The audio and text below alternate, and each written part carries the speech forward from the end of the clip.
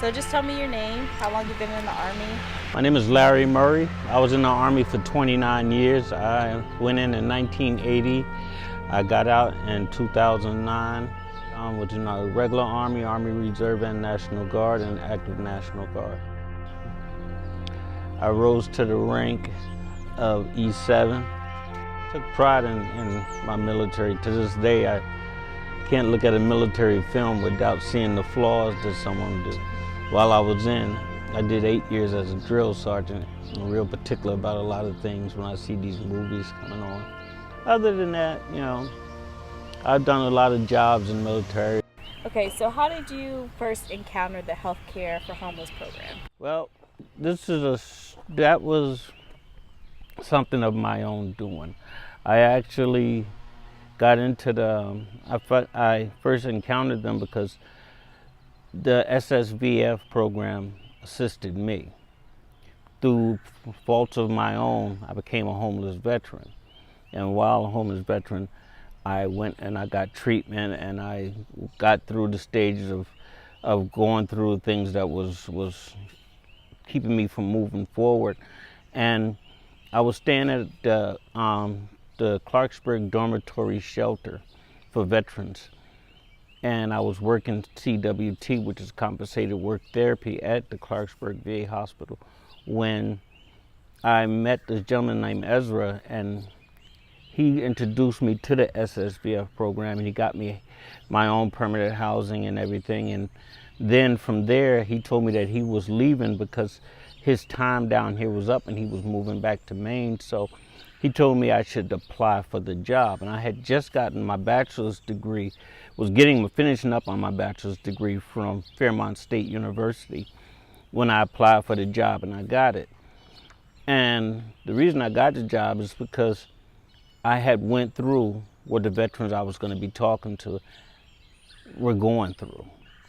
When you're a veteran and you're homeless, you go through a time in your life where you feel useless, and you don't know what happened, and you can't even really believe that you're in that position. Yeah. But if you get there and you start to talk to someone that understands and is able to relate or talk to you and not judge you on it, it gives you an opportunity to get yourself together.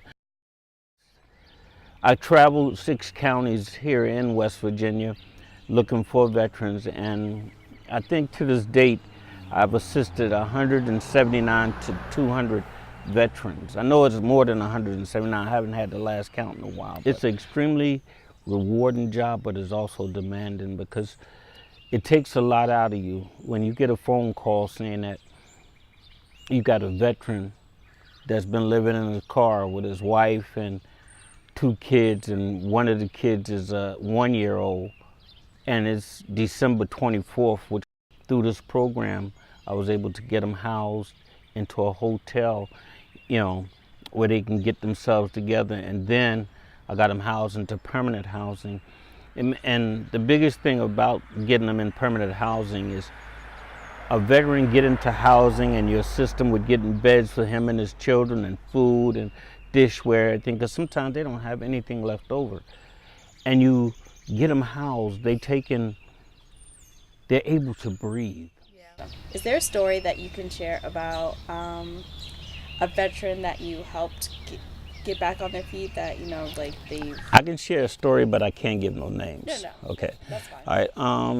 For instance, there was this one veteran, and he had just got out of the military, and he had got out under a bad conduct discharge. He was a Marine. He had did a tour in Afghanistan, and he had got on a bad conduct discharge.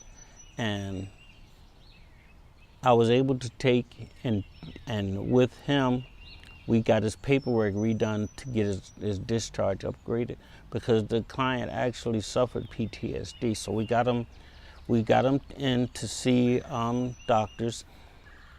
He was evaluated with post-traumatic stress disorder, and that was the cause of him having a bad conduct. So his discharge was upgraded, which gave him his benefits, because when you have a bad conduct or dishonorable discharge, you're basically never going to get anything from the military, except if you have possible PTSD.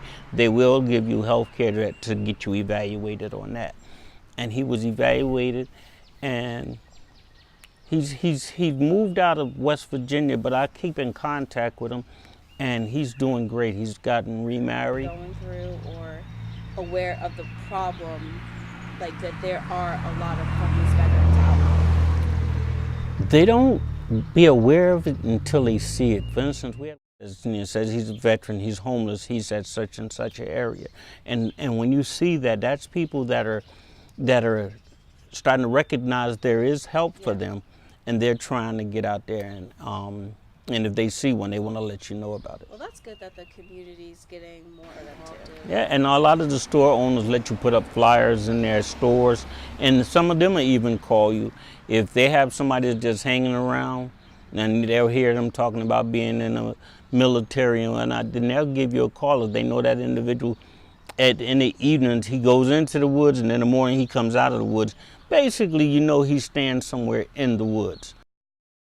Certificate of promotion, I think it was 1993, I got promoted to staff sergeant. That was a day. I was a drill sergeant down in Fort Benning, Georgia, and they came to me, and they I didn't even know I was getting promoted that day. And next thing I know, I get called up front, and I heard them say attention to orders. And let me tell you, when you get called to the front and you hear attention to orders, that's about one of the best feelings in the world, because you know they about to take something off and put something bigger on. So how do you think being involved in this program has not only changed your life? Well, it's changed my life because when I was in that position of being a homeless veteran, even though I had got started working, it still was back in my mind that fear of something happening to take and put me back there. But as I started doing the job and getting more into it and seeing more of different people's situation, I realized that I can overcome this. I sit down with a young veteran that's really struggling or something, and I talk to him and I tell him about where I came from, and I don't share that with a lot of veterans.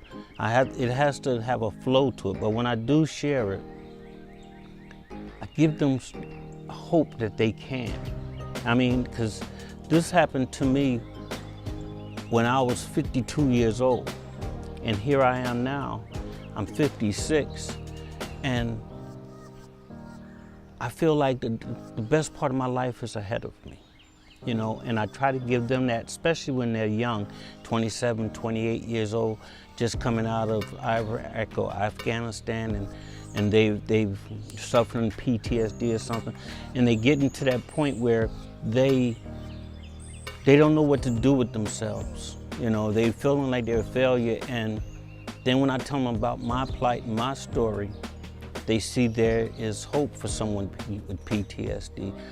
It's a joy when you get them housed. I mean, and in order to keep doing that, I have to keep myself right, and it just challenges me to move forward.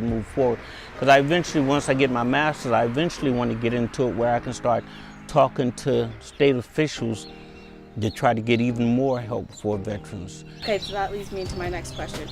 Where would you like to see this program in 10 years? In 10 years, I would like to see the program not just, you know, in every state, which it is, in every county, but I would like to see more representatives for veterans in the counties, and also to have a program similar to this for just non-veterans, for people that may have some type of mental illness that may be needing assistance. Because programs like this can help so many people. It's a young program, because this one hasn't been around for maybe 7 years now. And it's a young program, but every year it gets better. And with it getting better, it's showing that homelessness can be overcome. For instance, the state of West Virginia, when when I first started this program, every county had homelessness. Now we have 11 counties in the state out of 55 that can claim, they've gotten rid of veteran homelessness in those 11 counties. And that's a big deal. Yeah.